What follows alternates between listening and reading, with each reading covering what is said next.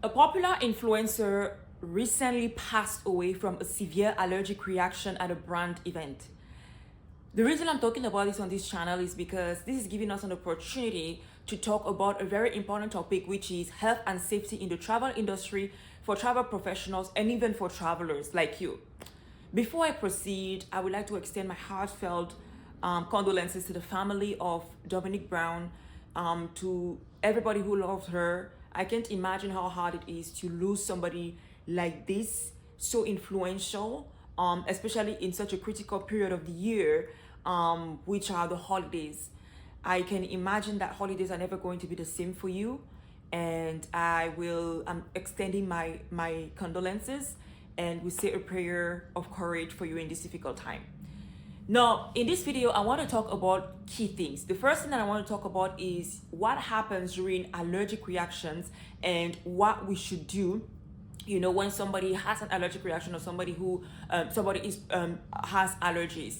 The second thing that I want to talk about is ways in which we can do better when it comes to hosting people at events, ways in which we can do better, especially dealing with people with allergic reactions. And the third thing is just basically sharing my final thoughts and comments on this unfortunate episodes. Now, if you're new here and you're just watching my video, watching this video, discovering me from this video, my name is Clementine Fana. People call me Dr. Clem because I am indeed a doctor, a medical doctor. The reason I specify is because they are research doctors, which are PhD. I'm a medical doctor, and travel is my passion and my business, and I focus on adventure and sustainability, showing people how they can travel better without making it boring. I am talking about this topic on this channel because it intersects in so many ways, not just being in the healthcare industry, but also being somebody who travels and who is a travel influencer and who also goes to influencer events. Now, when I heard about this news, I also saw a lot of news media outlets have been covering this both in videos and in articles, and there have been a lot of supportive messages, but there are also a lot of very mean and very rude messages. Sometimes I don't know if people are waiting for opportunities like this just to be mean. But I'm also going to be addressing some of those things because I feel like sometimes we say things because we don't have a full context or because we're only seeing things from one lens. So let's get started first with what happens during allergic reactions or food allergic reactions. But before, I want to make a definition or difference between food allergies and food sensitivity. Food allergies, and food intolerances. When somebody has a food allergy, essentially what this means is that the body, there are elements in whatever the person is allergic to, that the body recognizes as the enemy, and therefore the body fights against it, and you develop like an immune reaction, right? So it's almost like you have an infection, or it's basically the body yields an immune reaction like you had an infection.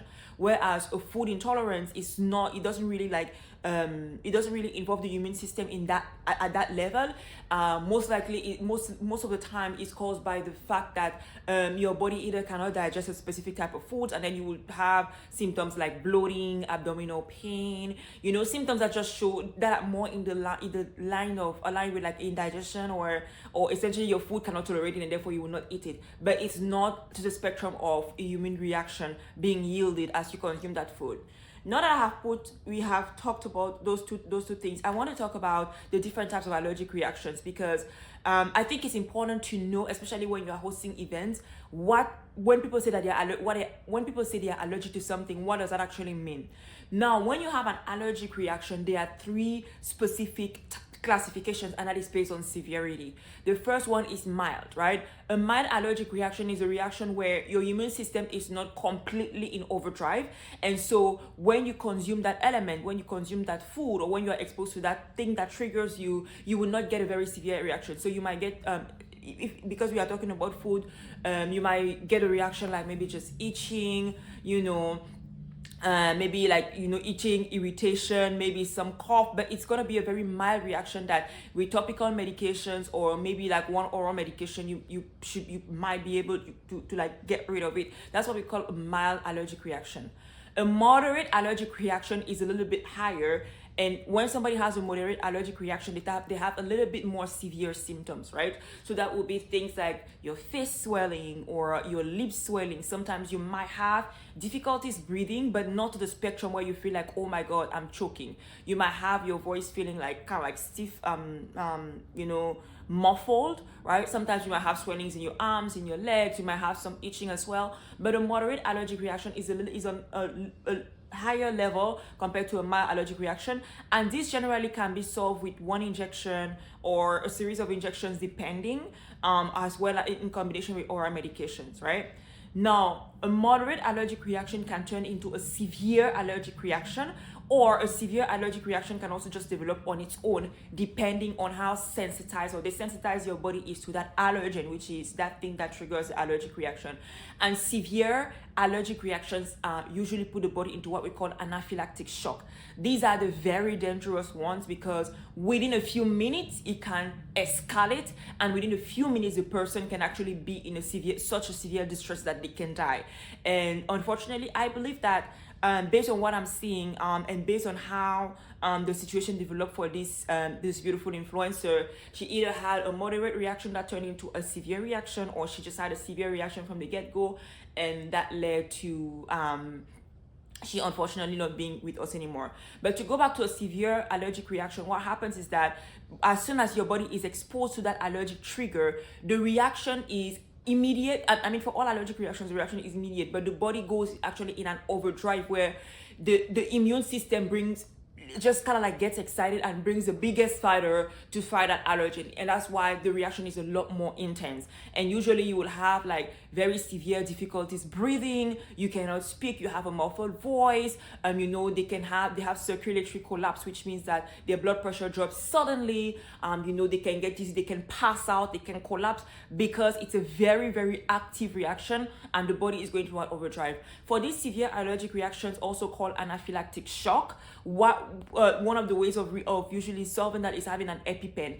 EpiPen means epinephrine pen. And what exactly is happening with an EpiPen? An EpiPen is a pen that has epinephrine, and epinephrine, once you inject it in the body, it causes vasoconstriction, which is constriction of your blood vessels. Now, for you to understand how this works, it's important to know what happens when you have anaphylactic shock or a severe allergic reaction. When you have a severe allergic reaction, your body releases inflammatory cytokines, or let's just say inflammatory chemicals, that are going to cause your blood vessels to dilate. And why is it that your blood vessels are dilating? The vessels are dilating to allow more blood to flow towards the air, to the body, to supply all these blood cells to be able to fight what the body sees as a threat. And because it's at the highest level, then there is systemic vasodilation. So there's vasodilation everywhere. Your vessels are dilating everywhere. The good thing, the way the body is working is to facilitate, to allow the blood flow to the area so that you can actually get those blood cells to fight what the body considers a threat, right? But the problem with that is that it causes also a drop in blood pressure. And we know that for blood to flow into an area, you need to have a certain level of pressure. If there's no pressure, then the blood is not going to be able to push, you're not going to be able to push the blood to that area. And so that's one of the reasons why when somebody has a severe allergic reaction, they give them an EpiPen injection, where epinephrine will actually cause a constriction of the blood vessels, so it makes them more narrow, and as a result of that, it causes more pressure. So on the short term, it brings back the blood pressure to a high level, whereas in the allergic reaction, you actually have a decreasing in the blood pressure. So the EpiPen brings the blood pressure higher so that your body organs can actually function. And then once the blood pressure is raised a little bit, then you can get additional medications to decrease the immune system reaction and get additional support. Now, to go back to why severe allergic reactions are so fatal, the first thing that I spoke about was the blood pressure, the blood pressure component, but also in addition to the blood pressure that severely drops in such a quick amount of time, you also have the release of other inflammatory markers that will cause like your heart rate to beat faster. It will cause your lungs, the bronchi in your lungs to constrict, making it difficult to breathe. And all these events happening at the same time are what usually lead to eventually demise if it's not addressed. Now, if we go back to the situation of what happens during allergy reaction, we have already discussed that. The next thing that I wanted to talk about was what should we do when we're hosting events, you know, and with people with allergic reactions and different type of allergies. Now, before I introduce this part, I saw on a few people had comments like, you know, if this person, if she had an allergic reaction, she should have worked with her EpiPen, or if she knows that she has allergies that severe, she should always have her EpiPen, or if you have these severe allergies, you should not be going out because everywhere you don't really know how they are cooking the food and everything. But based on the reports that are made online and the articles that have been released, it actually shows that this young lady, she went to the event and she asked specifically if whatever she ate had those allergens, and she was told no. And I want to talk about this here. Now, this is not for us to be able to blame anyone or point the fingers, because investigations are still on the way.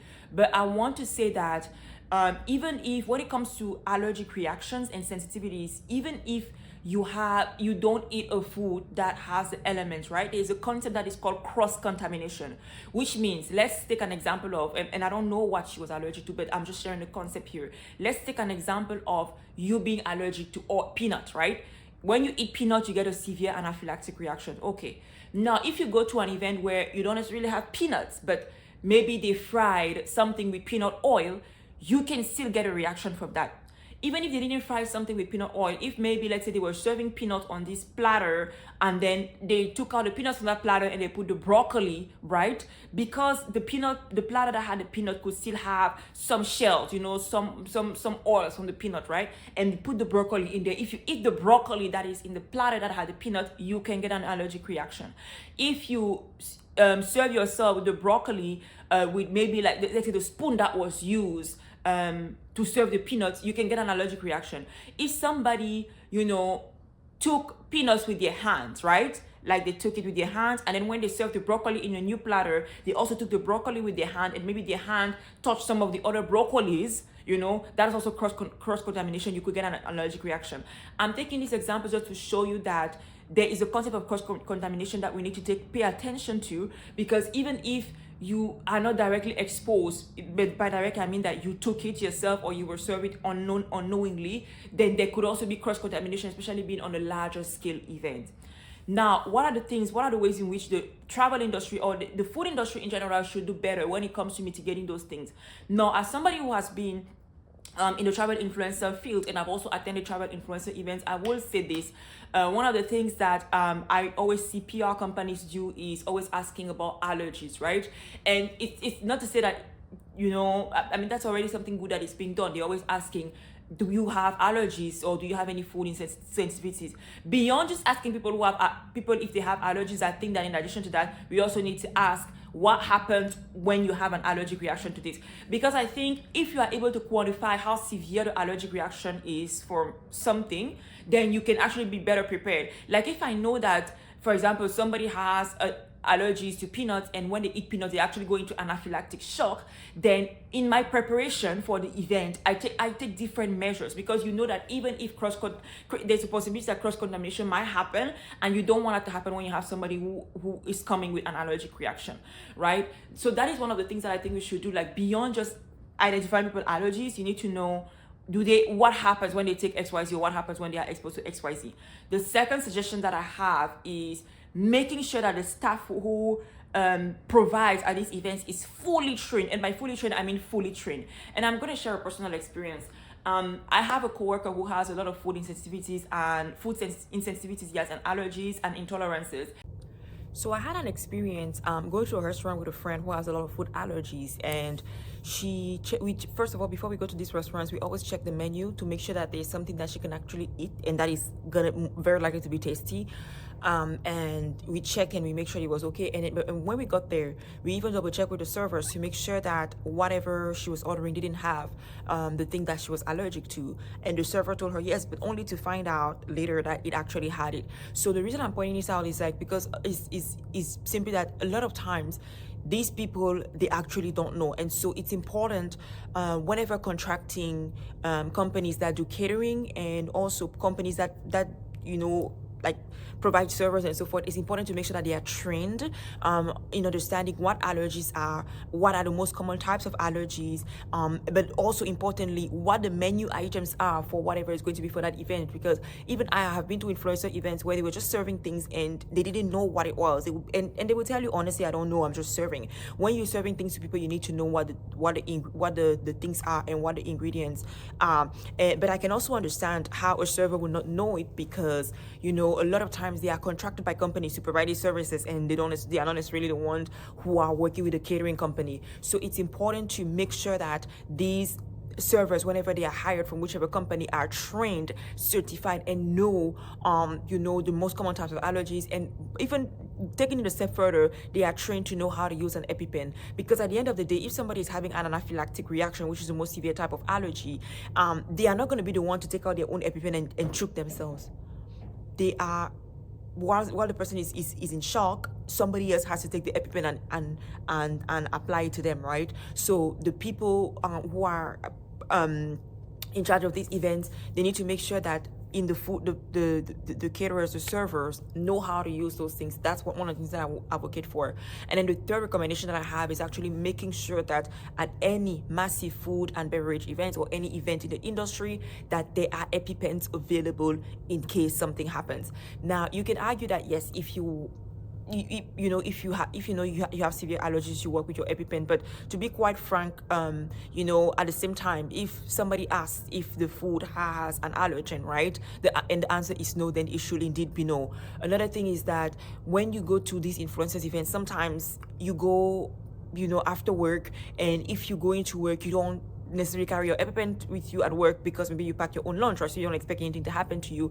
And I'm sharing this to say that it's not always a given that somebody who has severe allergies will have their EpiPen, because the time when you're going to the influencer event, you're probably late, or you didn't carry it with you, or you forgot it, or it ran out, or whatever the case may be. I think that these events should always make sure that they have these available, because anything can happen. We spoke about the different causes of these kind of allergic triggers. We spoke about cross contamination that can happen at any point in time. The same way, buildings have fire extinguishers in case a fire happens, right? In the same way, if you have events that will require people to eat, especially large numbers of people, you need to make sure that you have measures in place in the event that something happens. So these are going to be the recommendations that I have. Again, let me know what your thoughts are. What do you think could be done better in terms of like events in the travel industry, or in the influencer industry in general, and even outside of the influencer industry for large-scale events? What do you think? How do you think people can better avoid these types of accidents from happening? How do you think we can take it a step further to make sure that the people who attend the events are safe, and to make sure that we are each other's keepers? That's the direction in which I want to take this conversation. I would love to hear your thoughts in the comments below.